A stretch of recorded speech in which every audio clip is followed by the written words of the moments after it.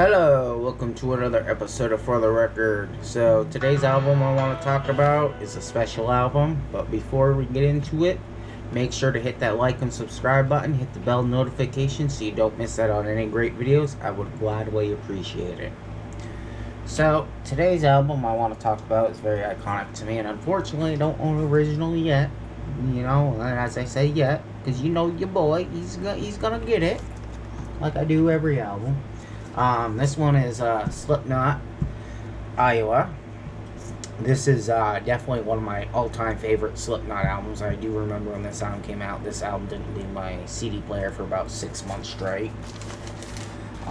The cover is usually super shiny, but this one's a little bit reflective, not really, because it's just a copy. And then the back of it. No gatefold, unfortunately. Sucks, but it is what it is. The original is a gatefold. The one thing I do like about this, though, is the sound quality is actually really good on this.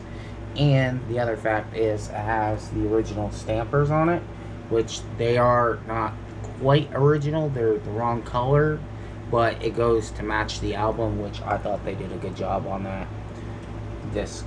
And the other thing is, too, is this is gray vinyl, which my All Hope Is Gone is on gray vinyl also, too. So I feel like that's another good kicker on that. And then, another thing about this, too, that I did notice is the liner notes on the inside. This is about a 10-inch liner note. It's not a 12-inch. It doesn't take up the whole space like, you know, regular liner notes. So I thought they went kind of cheesy on that. But this is pretty cool to have with it. It is pretty cool, especially this side right here. Don't really care too much for this side. It is what it is, like whatever. Kind of a disgusting picture anyways, whatever. But this had really good songs on it. I want to talk about the album just for a little bit like I normally do. Speak some truth in on this. So when they were making this album, everybody in the band said that this was their darkest time in their life. They had a lot to prove. It was coming up from their self-titled album. They promised it was going to be heavier, and it was going to be one of their heaviest albums. I believe to this day it still is like their heaviest album. We Are Not Your Kind came pretty fucking close to it. It was like head-to-head. I really do like We Are Not Your Kind. Pretty fucking badass. This album was recorded through 2000 and 2001. It was released on August 28, 2001. It was produced by Ross Robinson, which is the exact same producer as the original album. He produced their first two albums. Ross Robinson also got into what do you want to call that, like a dirt bike accident while they were recording this album. He spent a whole day in the hospital. He came back the next day. He reflected his pain on this album. The People Equal Shit, that was like their way of saying fuck you to everybody that had so much pressure on them. They did a lot of drugs. There was women and drugs constantly throughout like the whole recording of it, which is like the rock and roll persona image that, you know, they didn't know what they were getting caught up into. A lot of them were dealing with alcoholism and drugs, and Corey Taylor was a big alcoholic back then. But this was a really big success. They did about a year of promoting this album. Germany praised this album, so did Canada and the US and the United Kingdom. This album is 66 minutes long and 19 seconds. And it's the band's longest album to date. They had really good notable songs such as Disaster Pieces, Heretic Anthem, People Equal Shit, Left Behind, My Play. So many good songs on this album. And then not too long after, in 2011, 10 years later, for the 10th anniversary edition, they released this, and it had Disaster Pieces with it, and a film called Goat, directed by Sean, with music videos and never seen interviews and live footage and stuff like that throughout like the whole Iowa period. And I feel like this is another good fact. This is the first album that had Jim Root throughout the whole album. Their very first album only had Jim Root on like 2 songs, so he didn't do the whole recording of their very first self-titled album back in 1999. I feel like he got with them right before that album was released, so he only did so many songs. And this just brought them to a whole new level that they never experienced before. So for them to go from that, they were straight up touring for like fucking almost 2 years straight, you know what I mean? And then they had to take a break for touring, and then some of them didn't take a break, so as soon as they got off touring, Paul Gray and I think was it Joey went in the studio, and they just started making the album. And before they got off tour, they were already writing for this album, so they had most of the album, like what they wanted on it, already finished before they even got to the studio. So all they had to do was like lay their shit down. I don't know. I just feel like it's a very interesting album. It has a lot to it.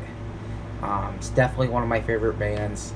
You can make fun of me all you want. I think it's pretty sick. It just needs to be colored in. I got the Slipknot tattoo right on me, the Tribal S. I fucking love this thing.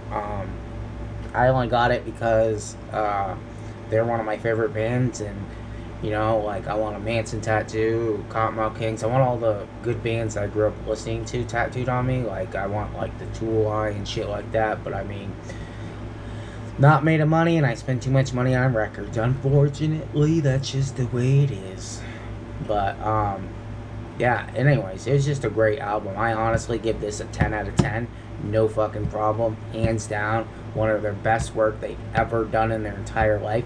I remember when this album came out, I bought a PlayStation 2, and I was playing like games like Max Payne and some other shit like that. And I remember listening to this album, and I remember when Disaster Pieces came out, that was such an amazing like movie. And then where like Joey goes upside down on the drum set, which I believe that was copied by Motley Crue for Tommy Lee for when they went on tour. Now like everybody does it, but it was still cool to see because I didn't really know about the whole Motley Crue thing. So like there are people out there that are gonna watch it and think that's original, but it's not. I mean, it's cool, it's whatever. And yeah, I don't really have a lot to say on this album, and that's pretty much all I'm going to say on that. But there's a couple other things I want to address. So my Facebook page, so my original one that I had set up was not the right page. I didn't realize it for like the longest time, and especially when you're new to things and you don't really know what you're doing, you make mistakes. I made a mistake, okay? So there'll be a link down below. You click on that, it's going to bring you to my new Facebook group. Please join that. Anybody and everybody is allowed to comment on anything they want. There's only certain rules to the site, okay? So the only thing I want you guys to do is like post anything music, share whatever you like with other people, you know what I mean? You guys can talk about music all day, but it has to be music or music related, and the only other rule is to be nice. Like if you guys are pissed off at somebody or you see something you don't like, don't fucking comment, just keep scrolling, okay? Because I ain't gonna have that bullshit on my page. I much rather bring people together so we all get along and everybody has a good time. I don't like fighting with people. It is not my cup of tea. I don't care for it. I'm too old. I don't feel like fighting with people anymore in my life. Like, I want peace of mind, okay? I just want to relax, hang out with good people, talk good music with people. Like, I don't want to deal with the bullshit. So if you're on that bullshit stuff and you're not gonna, you know, behave, then get the fuck out. And that's all I gotta say on that. But anyways, like always, make sure to like and subscribe. Hit that Facebook link, join my group. I already got like over 50 something members, and I've only had it like a week now. So I mean, I feel like I'm doing better on that page than I was the other page.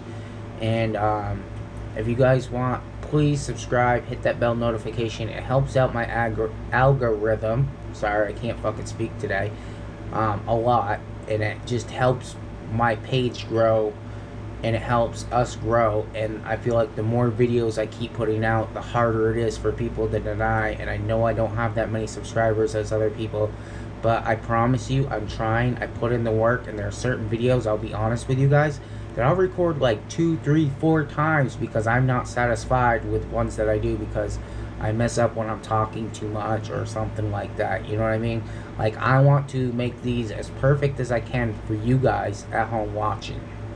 But anyways, like always, make sure to like, subscribe, share this on your, Instagram, whatever, Twitter, Facebook. I don't even care what social media you use.